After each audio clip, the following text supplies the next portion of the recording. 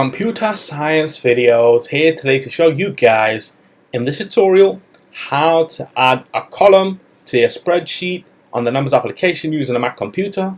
Without further ado, let us start the video. So in this tutorial, you need to have access to a Mac computer, have access to the numbers application, which is built into the Mac computer. We can now start the tutorial.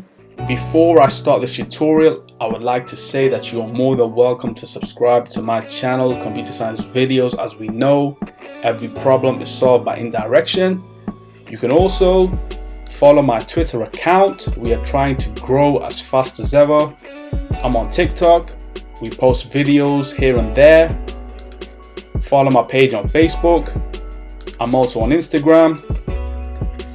You are more than welcome to support me on PayPal. Let's now focus on the video. So now let's go down to the dock, go to Launchpad, go to the numbers application, which I see on screen. Click on that, wait for that to load. Once that is loaded, go to File, go to Open. This should take us to the desktop where we have work.numbers. Click on this, open up. And now what we will do is go to a column. Let's just say column E, right click, and then add a column before.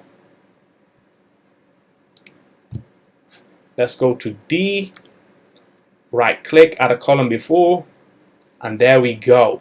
If we now want to remove the column, go back to column D, right click, delete column, go to E, right click, delete column, and there we go. Let's go to A, right click,